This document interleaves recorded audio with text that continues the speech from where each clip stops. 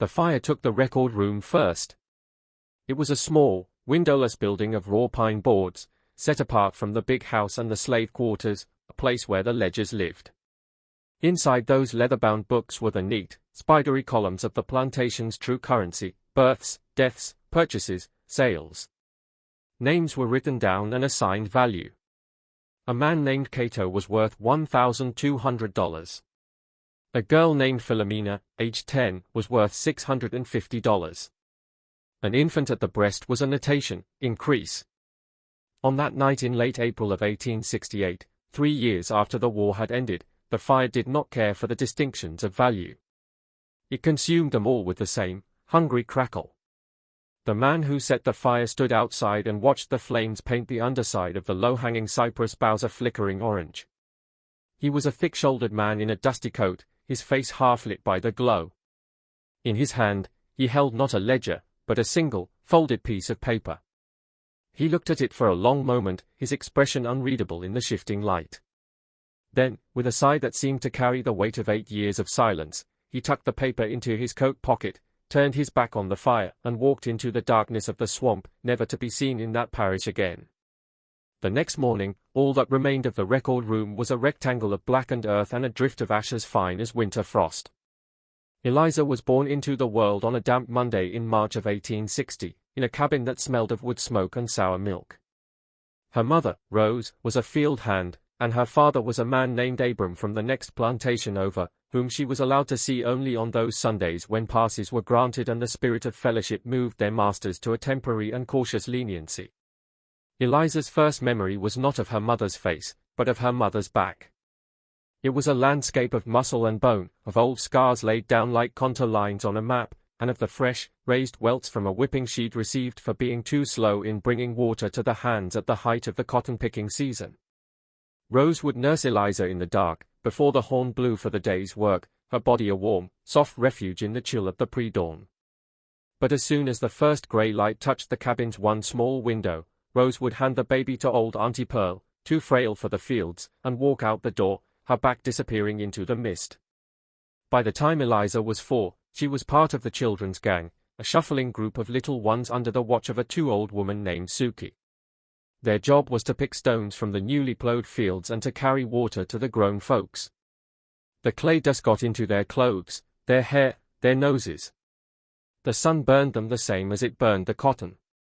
She learned the names of the things that could hurt you: the lash, the kick, the teeth of a master's dog, the yellow eyes of the cottonmouth in the ditch. Her mother, Rose, was sold 2 years later. Eliza remembered it as a day of strange, sharp noises. A loud, confident voice that was not Master Reynolds. The jingle of coins. Her mother's screaming, a sound so raw and ragged it seemed to tear the air itself. Eliza had tried to run to her, but Suki's bony hand had clamped around her arm. "Hush, Chilly," Suki had whispered, her voice a dry rustle.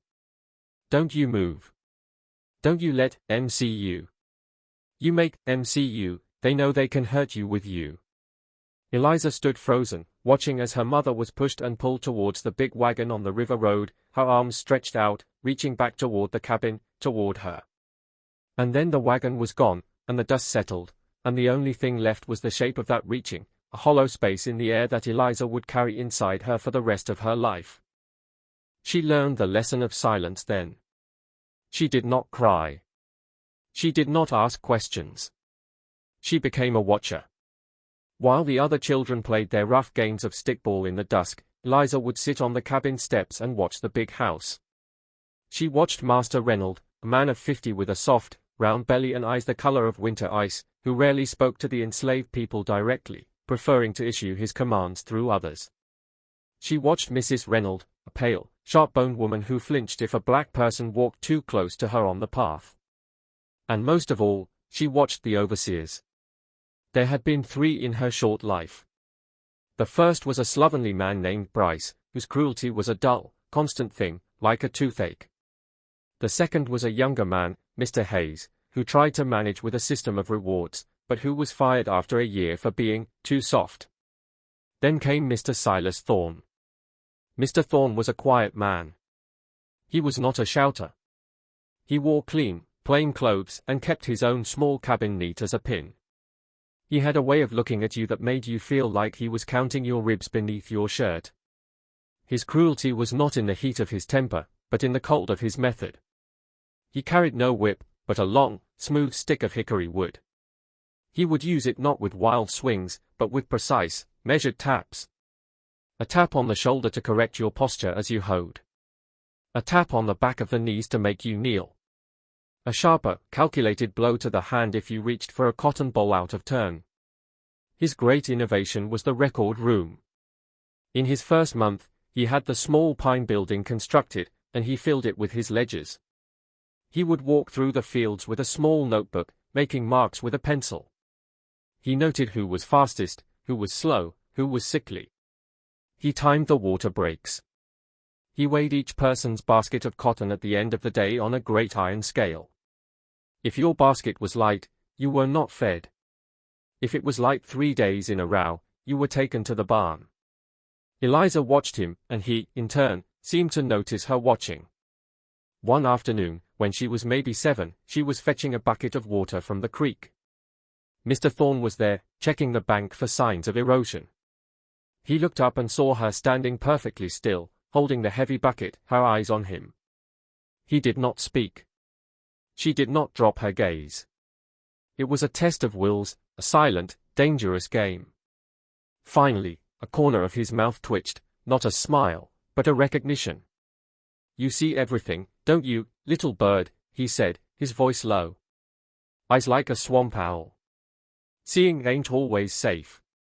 He turned and walked away, leaving her standing there with the cold creek water seeping through her dress. He was right. Seeing was not safe. But for Eliza, not seeing was impossible. It was her only remaining possession, her only skill. She watched the overseer measure their lives in his books. She watched him write down a name, Eliza, field hand, estimated value $400, and she understood that in his world, she was not a girl. She was a number, a column in a ledger, an entry to be balanced. In the quarters at night, she heard the older folks talk. They talked about freedom, about the war they said was raging far away, about the Yankee soldiers who were coming to set them free. Some believed it with a fierce, desperate hope. Others, like old Uncle Remus, would just shake his head and spit tobacco juice into the fire. "Ain't no Yankee coming to save us," he'd mutter. "Only we can save us. And we can't." The year 1863 brought a strange, nervous energy to the plantation. Master Reynolds became more irritable, spending long hours in his study with newspapers that were weeks old. Mr. Thorne's system became harsher. The food rations were cut. The lash was used more freely. It was as if the plantation was a living thing, and sensing a mortal wound, it was lashing out in its final throes. Eliza's life was a cycle of work, hunger, and sleep. She hoed the fields until her palms were a map of calluses and blisters. She picked cotton until her fingers were raw and bleeding, the sharp points of the bowls drawing blood that stained the white fibers a rusty brown. She learned to endure. She learned to make her mind a blank, empty space, a place where the memory of her mother's reaching arms could not find her. The turning point came in the autumn of 1864. The war news was confusing, contradictory whispers. Some said Richmond had fallen. Others said the Confederacy was winning. But on the Reynolds plantation, the only truth was the cotton. It was a record harvest, and Mr. Thorne was driving them mercilessly. One afternoon, a boy named Jonah, not much older than Eliza, collapsed in the field. He had been sick for days, a rattling cough in his chest, but Mr. Thorne had marked him present and able in his book. When he fell, his basket of cotton spilled onto the ground. Mr. Thorne walked over, his hickory stick in his hand. He looked down at Jonah, who was gasping for breath, his face gray. He did not offer water. He did not call for help. He simply took out his notebook, made a mark, and then tapped Jonah on the shoulder with his stick. "Get up," he said. Jonah couldn't. Mr. Thorne tapped him again, harder. "The day ain't over." A low moan went through the line of pickers. It was a sound of pure, helpless fury. Eliza, a few rows away, felt it rise in her own throat. She saw Mr. Thorne raise his stick for a third time. And in that moment, she did something she had never done before. She spoke. "He can't," she said. Her voice was small, but in the sudden, shocked silence of the field, it carried. Mr. Thorne froze. He turned slowly, his ice-cold gaze settling on her. Every other picker in the field stood motionless, their eyes wide with terror. No one spoke to Mr. Thorne. No one.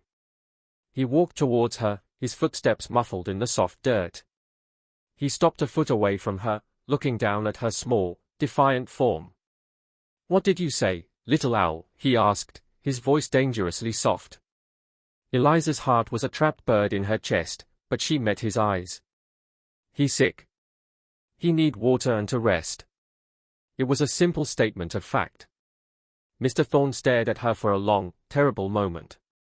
The entire field held its breath. Then, something unexpected happened. He didn't hit her. He didn't shout. He simply looked at her, and in his cold eyes, there was a flicker of something new. Not respect, perhaps, but a kind of curiosity. A recognition of a different kind of value. He glanced back at Jonah, who was now being helped to his feet by two other men, their eyes downcast. Mr. Thorne turned back to Eliza. "Take him to the well," he said quietly. "Then get back to work." He walked away, back towards the record room. That night, in the cabin, the other field hands looked at Eliza with a mixture of awe and fear. "You got a devil in you, girl," one woman whispered. "Or an angel. One of 'em gonna get you killed." But Eliza felt a strange, quiet power. She had spoken, and the world had not ended. The overseer had listened. He had seen her. The final months of the war were a blur of chaos. Master Reynolds went away and came back looking grey and old. Then one day, in the spring of 1865, the news was not a whisper, but a shout. A group of men in blue uniforms rode up the river road. They were Yankees. The master came out on his porch, and there was a short, sharp conversation. Then the Yankee officer read something from a piece of paper. The words Emancipation Proclamation and Free drifted across the yard. The field hands, those who were close enough, began to cry and shout. Eliza stood by the well, watching Mr. Thorne. He stood apart from everyone, his face a mask of stone. He watched the Yankees, watched the celebrating people, and then his gaze found Eliza. He gave her a single, slow nod. Then he turned and walked into his record room and closed the door. Freedom came, but it was not the paradise they had imagined. Master Reynolds told them they were free to leave, but they had nowhere to go. Some stayed, signing contracts to work the same fields for a share of the crop, sharecropping, they called it. It felt, in many ways, the same. Others drifted away, looking for family members scattered by the slave trade. Eliza stayed. She was 12 years old, alone. She worked in the fields for Master Reynolds, who was now just Mr. Reynolds, a bitter, broken man who spent most of his days indoors. The Freedmen's Bureau set up a school in a shack, and a stern woman from the north tried to teach them their letters. Eliza learned quickly. She learned to read, to make the shapes of letters that Mr. Thorne had once used to cage her. Mr. Thorne stayed on as well. He was no longer an overseer, but a manager, a paid employee. He still kept his neat cabin, and he still had the record room. He would walk the fields as he always had, but now he carried no stick.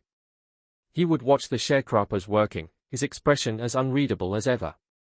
He never spoke to Eliza about that day in the field, but sometimes she would catch him looking at her, his gaze thoughtful. 3 years passed. The promise of Reconstruction began to sour. White paramilitary groups rode at night. The Freedmen's Bureau was losing its power. The Reynolds plantation, like many others, was struggling. Mr. Reynolds died in '67, and his son, the young man who had fought in the war and come back with a hard, bitter edge, took over. He had no use for the old ways of management. He wanted the land, and he wanted the labor, but he did not want the record of how it had all begun. Eliza was 18 now, a young woman. She had a small, tidy cabin of her own and worked a plot of land for herself. She had learned to read well enough to puzzle out the newspaper that sometimes came to the quarters.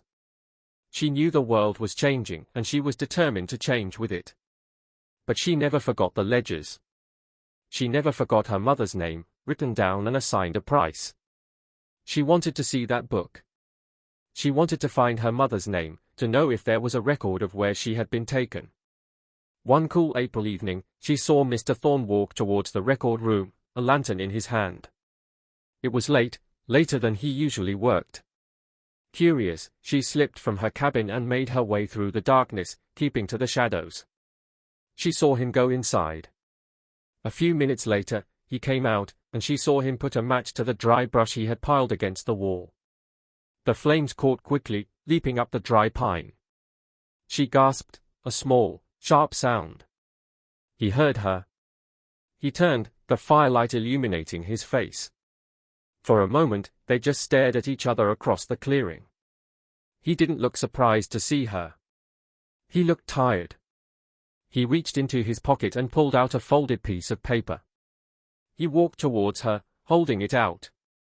"You're the only one who ever really saw me," he said, his voice low and rough.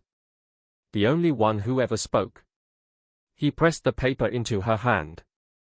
"This is for you, little owl. The rest has to burn." He then turned and walked towards the dark line of the swamp. Eliza watched him until he was swallowed by the shadows.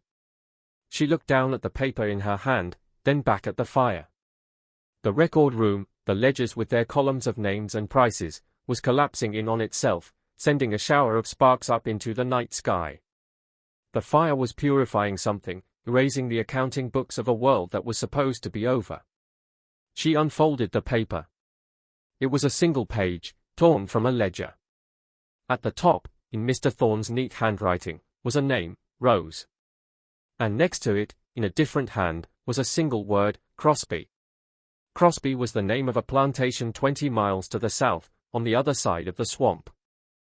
Eliza stood there for a long time, the fire warming one side of her face, the cool night air chilling the other. The paper in her hand was not a fortune. It was not a deed to land.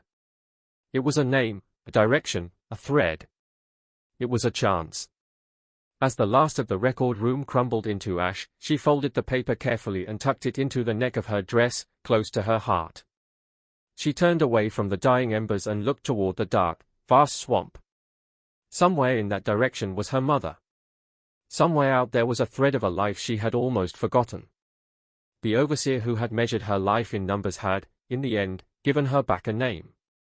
As the fire crackled its last and the night fell silent, Eliza began to walk, not toward her cabin, but toward the swamp, and the long road south.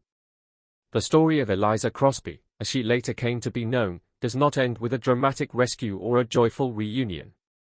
Records from the Crosby plantation are scarce, many lost to time and the casual destruction of history. But in the archives of a small church in a parish south of the swamp, there is a marriage ledger from 1870. In it, recorded by a black minister with a careful hand, is the union of a man named Samuel Wright and a woman named Eliza, whose mother is listed as Rose, formerly of the Reynolds place. And in a dusty file box, in a folder marked Freedmen's Bureau Records, 1865 to 1868, there is a single, faded form. It is a complaint filed by a woman named Rose, stating that she is being held against her will on the Crosby plantation by a man who refuses to acknowledge she is free. There is no record of any action taken. The machinery of justice, in those years, moved slowly, if it moved at all. The names in the ledgers were consumed by fire that night. The columns of figures, the cold arithmetic of human life, turned to smoke and were carried away on the wind. But the names themselves, the secret names that mothers whispered to their children, the names that connected one soul to another, those could not be burned. They lived on, in memory, in whispered stories, in the determined steps of a girl who walked into a swamp, holding a single scrap of paper against her heart. The overseer who burned the records disappeared, taking his own silent accounting to the grave. But the fire he set did more than destroy. It was a final, strange act of reparation, a burning of the book so that one girl could begin to write her own. The fire made her an orphan to history, but it also made her free. Her name, and her mother's, were no longer entries in a stranger's ledger. They were her own, to carry, to search for, to one day, perhaps, reclaim. And that, in the end, is the only justice the forgotten are ever granted, the small, fragile, unquenchable fire of a story that refuses to be extinguished.